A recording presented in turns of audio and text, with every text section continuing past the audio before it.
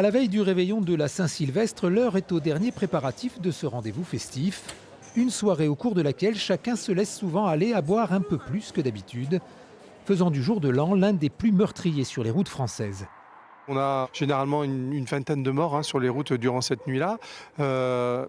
Par contre, il faut bien évidemment rappeler que le problème de l'alcool au volant, c'est un problème qui ne se pose pas uniquement ce jour-là. C'est 30% des morts sur la route, l'alcool au volant. Et c'est quasiment 1000 morts par an sur les routes en France. Donc la vigilance, c'est le soir du réveillon, mais c'est aussi toute l'année. Si la moitié des personnes qui vont fêter la nouvelle année affirment ne pas s'être organisées pour leur retour à domicile, ce n'est pas le cas des Cadurciens rencontrés ce matin aux abords des Halles, même s'ils ont bien l'intention de profiter de la fête. Oui, je pense qu'on va boire un petit peu, oui. Mais il y aura Sam, il y en aura un qui va pas conduire, qui va conduire justement, et donc qui ne boira pas.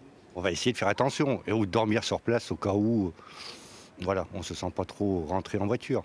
On va essayer d'être sérieux.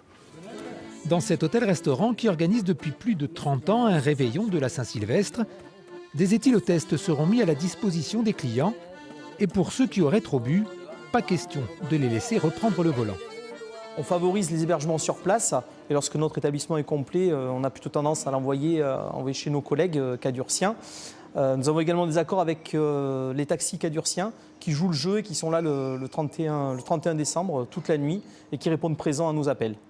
Cette année encore, les autorités annoncent des contrôles routiers un peu partout dans le département pour éviter que la fête ne se transforme en drame.